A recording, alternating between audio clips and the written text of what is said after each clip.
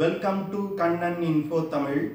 நம்ம இன்னைக்கு என்ன டாபிக் பார்க்க போறோம் அப்படின்னா, கடந்த சனிக்கிழமை அமெரிக்கால வச்சு குவாட் நாடுகளுடைய கூட்டம் நடைபெற்றது. இந்த கூட்டத்துல இந்தியா மற்றும் அமெரிக்கா ஒரு சரித்திர முக்கியத்துவம் வாய்ந்த அறிவிப்பை வெளியிட்டிருக்காங்க. அதாவது அமெரிக்காவுடைய உதவியோடு இந்தியால செமிகண்டக்டர்களை தயாரிப்பதற்கான ஒரு ஃபேக்டரிய நிறுவ போறாங்க. இந்த விஷயம் இந்தியாவுக்கும் அமெரிக்காவுக்கும் இடையில் போடப்பட்ட சிவில் நியூக்ளியர் பாலிசி எப்படி ஒரு சரித்திர முக்கியத்துவம் வாய்ந்ததோ அதே போன்ற ஒரு விஷயம் அப்படின்னு டிஃபென்ஸ் எக்ஸ்பர்ட் சொல்றாங்க. ஏன்னா வரும் காலத்துல செமிகண்டக்டர்கள் உலகத்துல மிகப்பெரிய அளவுல பயன்படுத்தப்பட உள்ளது. அத அமெரிக்காவின் உதவியோடு இந்தியால தயாரிக்க ஆரம்பிச்சா இந்தியாவுடைய பொருளாதாரம் அசுர வளர்ச்சி அடையும். அது மட்டும் இல்லாம இந்தியால செமிகண்டக்டர் ஃபேக்டரிய நிறுவுவது இந்தியா மற்றும் அமெரிக்காவுக்கு இடையிலான உறவுகளை மிகப்பெரிய அளவுல அதிகரிக்கும். இந்தியா அதிக அளவுல செமிகண்டக்டர்களை உருவாக்க ஆரம்பிச்சாங்கன்னா சீனாவுக்கு ஒரு மிகப்பெரிய பின்னடைவா இருக்கும் அப்படின்னு டிஃபென்ஸ் எக்ஸ்பர்ட் சொல்றாங்க. சீனா தற்போது நடந்த குவாட் மீட்டிங்க்கு பிறகு குவாட் நாடுகளை கிரிட்டிசைஸ் செய்து ஒரு அறிக்கையை வெளியிட்டிருக்காங்க. அந்த அறிக்கையில சீனா என்ன சொல்லியிருக்காங்க? சீனா இது போன்று குவாட் நாடுகளுக்கு எதிராக அறிக்கை வெளியிடுவதற்கு காரணம் என்ன, எதற்காக இந்தியால அமெரிக்கா செமிகண்டக்டர் தயாரிக்கும் நிறுவனத்தை நிறுவ போறாங்க அப்படிங்கிறது குறித்து நம்ம டீடைலா இந்த வீடியோல பார்க்கலாம். நம்ம சேனல்ல டிஃபென்ஸ் மற்றும் ஜியோ பாலிட்டிக்ஸ் சம்பந்தமா தினம் ஒரு வீடியோ பப்ளிஷ் பண்ணிட்டு இருக்கோம். உங்களுக்கு நம்ம சேனல்ல பப்ளிஷ் பண்ணக்கூடிய வீடியோஸ் பிடிச்சிருந்துச்சுன்னா சேனலை சப்ஸ்கிரைப் பண்ணி சப்போர்ட் பண்ணுங்க. நீங்க பண்ற ஒவ்வொரு சப்ஸ்கிரிப்ஷனும் எனக்கு அடுத்தடுத்த வீடியோஸ் போடுறதுக்கு ஒரு மோட்டிவேஷனா இருக்கும். அமெரிக்க அதிபர் ஜோ பைடனுடைய சொந்த ஊரான வெல்மிங்டன் நகரத்துல வச்சு குவாட் கூட்டமைப்போட மீட்டிங் நடைபெற்றது. இந்த மீட்டிங்ல அமெரிக்க அதிபர் ஜோ பைடன், பாரத பிரதமர் நரேந்திர மோடி அவர்கள், ஜப்பான் மற்றும் ஆஸ்திரேலியாவுடைய பிரைம் மினிஸ்டர்கள் கலந்து கொண்டாங்க. இந்த கூட்டத்துல பல முக்கியமான முடிவுகள் எடுக்கப்பட்டது.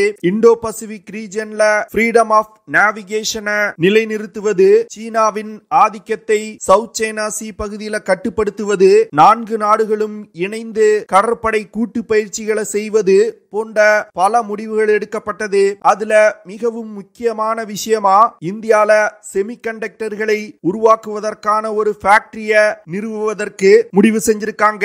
இந்த விஷயம் ஒரு சரித்திர முக்கியத்துவம் வாய்ந்த விஷயம் அப்படின்னு டிஃபென்ஸ் எக்ஸ்பர்ட் சொல்றாங்க. ஏன்னா அமெரிக்கா இதுவரைக்கும் எந்த நாட்டிற்கும் இது போன்ற ஒரு ஹை டெக்னாலஜி கொண்ட ஒரு ஃபேக்டரிய உருவாக்கி கொடுப்பதற்கு முன்வந்தது கிடையாது. ஆனா தற்போது இந்தியால ஒரு மிகப்பெரிய செமிகண்டக்டர் தயாரிக்கும் நிறுவனத்தை உருவாக்குவதற்கு முன் வந்திருக்காங்க.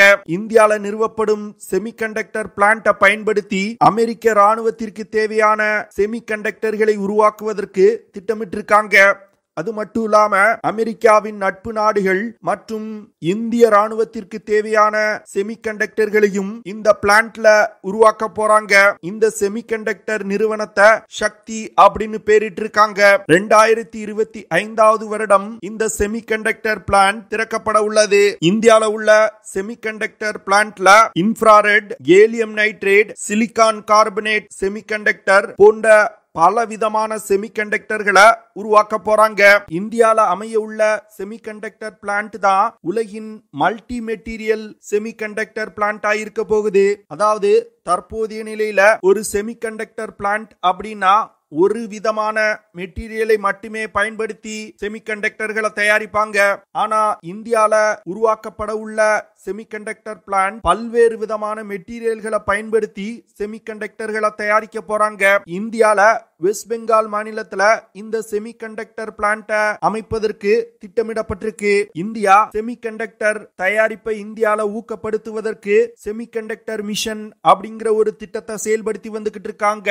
அந்த திட்டத்தின் கீழ் இந்த செமிகண்டக்டர் பிளான்ட் அமைக்கப்பட உள்ளது. அது மட்டும் இல்லாம வெஸ்ட் பெங்கால் மாநிலத்துல அமைய உள்ள இந்த தொழிற்சாலையில Bharat semi, third tech, US space force போன்ற பல நிறுவனங்கள் இணைந்து செயல்பட போறாங்க.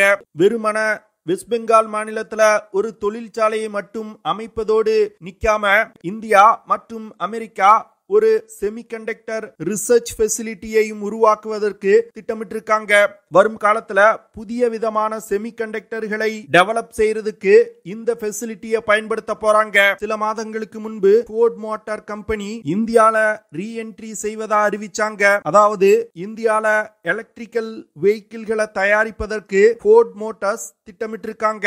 அதுவும் சில வருடங்களுக்கு முன்பு சென்னையில க்ளோஸ் செய்யப்பட்ட ஃபோர்ட் மோட்டார்ஸோட ஃபேக்டரியை பயன்படுத்தி இந்தியால எலக்ட்ரிக்கல் வெஹிக்கிள்களை தயாரிப்பதற்கு ஃபோர்ட் திட்டமிட்டிருக்காங்க.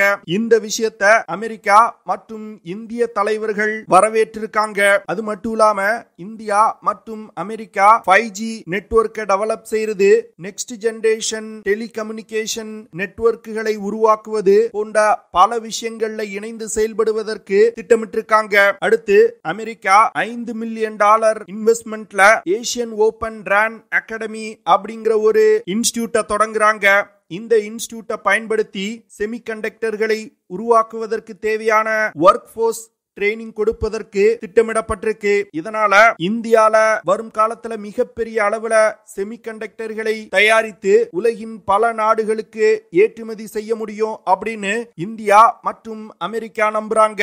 இந்தியால அமெரிக்கா செமிகண்டக்டர் பிளான்ட்டை உருவாக்க முன் வந்ததற்கு முக்கியமான காரணம் சீனா தான். தற்போது செமிகண்டக்டர் மேனுஃபேக்சரிங்ல சீனா தான் நம்பர் 1 இடத்துல இருக்காங்க. உலகில் தயாரிக்கப்படும் செமிகண்டக்டர்கள்ல 24% சீனாவில் தயாரிக்கப்படுது, 21% தைவான்ல தயாரிக்கப்படுது, 19% சவுத் கொரியால தயாரிக்கப்படுது, 10% அமெரிக்காலையும் 8% ஐரோப்பாவிலும் தயாரிக்கப்படுது. தற்போதைய நிலையில செமிகண்டக்டர்களை அதிகமா உருவாக்குறதுல சீனா தான் முதல் இடத்துல இருக்காங்க. ஆனா இந்த விஷயம் வரும் காலத்துல மிகப்பெரிய பிரச்சனைகளை ஏற்படுத்தும் அப்படின்னு அமெரிக்கா நினைக்கிறாங்க. ஏன்னா செமிகண்டக்டர்கள் நமது அன்றாட வாழ்க்கையில பயன்படுத்தக்கூடிய அனைத்து பொருட்கள்லையும் இருக்குது. Smart phone, laptop, AC, TV, fridge போன்ற அனைத்து விஷயங்கள்லையும் இருக்குது. அது மட்டும் இல்லாம ராணுவத்துல பயன்படுத்தக்கூடிய மிசைல்ஸ், ட்ரோன்ஸ், விமானங்கள், டேங்குகள், போர்க்கப்பல்கள் போன்ற அனைத்து விதமான சிஸ்டங்கள்லையும் செமிகண்டக்டர்கள் பயன்படுத்தப்பட்டு வருது. இந்த செமிகண்டக்டர்களை சீனாவிடம் இருந்து வாங்கி பயன்படுத்தினா அமெரிக்கா தன்னுடைய பாதுகாப்பிற்கும் தன்னுடைய நட்பு நாடுகளுடைய பாதுகாப்பிற்கும் மிகப்பெரிய பிரச்சனை ஏற்படுவதற்கு வாய்ப்பு இருப்பதா நினைக்கிறாங்க. அது மட்டும் இல்லாம 2021 கொரோனா தொற்று காரணமா சீனால இருக்கக்கூடிய நிறுவனங்களால செமிகண்டக்டர்களை தயாரிக்க முடியாத நிலை ஏற்பட்டது. இதனால உலகின் பல்வேறு பொருட்களோட தயாரிப்பு தடைபடும் நிலை ஏற்பட்டது. இது போன்ற விஷயத்தை வரும் காலத்துல தவிர்ப்பதற்கும் அமெரிக்கா செமிகண்டக்டர் உற்பத்தியை தன்னுடைய நெருங்கிய நட்பு நாடுகளுக்கு மாற்றுவதற்கு திட்டமிட்டிருக்காங்க. அதன் ஒரு பகுதியாதான் தற்போது இந்தியால மிகப்பெரிய செமிகண்டக்டர் பிளான்ட் அமைப்பதற்கு அமெரிக்கா முன் வந்திருக்காங்க. அது மட்டும் இல்லாம வரும் காலத்துல இந்த செமிகண்டக்டர் இண்டஸ்ட்ரி மிகப்பெரிய அளவுல வருமானம் கொடுக்கக்கூடிய ஒரு இண்டஸ்ட்ரியா இருக்கும். 2022 வருடத்தோட நிலவரத்தின்படி இந்த semiconductor industry 574 billion market size கொண்டதா இருக்கு. வருடத்திற்கு 7.5% இந்த செமிகண்டக்டர் இண்டஸ்ட்ரி வளர்ச்சி அடைஞ்சு வந்துகிட்டு இருக்கு. அடுத்த 10 முதல் 20 வருடங்கள்ல மிகப்பெரிய அளவுல இந்த இண்டஸ்ட்ரி வளர்வதற்கு வாய்ப்பு இருக்கு. இவ்வளவு அதிக வருமானம் தரக்கூடிய செமிகண்டக்டர் தயாரிப்பிற்கு சீனாவை நம்பி இருக்கக்கூடாது அப்படின்னு அமெரிக்கா தீர்க்கமா முடிவெடுத்திருக்காங்க. இதன் காரணமாக தான் தற்போது இந்த செமிகண்டக்டர் பிளான்ட் இந்தியால அமைக்கப்படுது. அது மட்டும் இல்லாம இந்தியா கடந்த சில வருடங்களா செமிகண்டக்டர் தயாரிப்பை இந்தியால ஊக்கப்படுத்துவதற்கு பல்வேறு முயற்சிகளை மேற்கொண்டு வந்துகிட்டு இருந்தாங்க. அதற்கு கிடைத்த ஒரு மிகப்பெரிய வெற்றி அப்படின்னு டிஃபென்ஸ் எக்ஸ்பர்ட் சொல்றாங்க. அமெரிக்காவுடைய நேஷனல் செக்யூரிட்டி எஸ்டாப்ளிஷ்மெண்ட் ஒரு ஸ்டார்ட் அப் நிறுவனத்திடம் இந்த சிப் தயாரிக்கும் வேலையை கொடுத்திருக்காங்க. விநாயக் டால்மியா மற்றும் வீரேந்த் கபூர் அப்படிங்கிற 2 இளைஞர்கள் இந்த ஸ்டார்ட் அப் நிறுவனத்தை நடத்த போறாங்க. இந்த ஸ்டார்ட் அப் நிறுவனம் தான் அமெரிக்காவுடைய செக்யூரிட்டி இன்ஃப்ராஸ்ட்ரக்சருக்கு தேவையான சிப்ஸை தயாரிக்க போறாங்க. அது மட்டும் இல்லாம அமெரிக்காவுடைய நட்பு நாடுகளுக்கு தேவையான செக்யூரிட்டி இன்ஃப்ராஸ்ட்ரக்சர்களுக்கான சிப்ஸையும் தயாரிக்க போறாங்க. குறிப்பா யுனைடெட் கிங்டம், ஆஸ்திரேலியா, கனடா போன்ற நாடுகளுக்கு இந்தியால இருந்து செமிகண்டக்டர்கள் சப்ளை செய்யப்பட உள்ளது. அடுத்து தேர்ட் டெக் அப்படிங்கிற இந்திய நிறுவனம் ஜெனரல் அட்டாமிக்ஸ் அப்படிங்கிற அமெரிக்க நிறுவனத்துடன் ஒரு ஜாயிண்ட் வெஞ்சர் போட்டிருக்காங்க.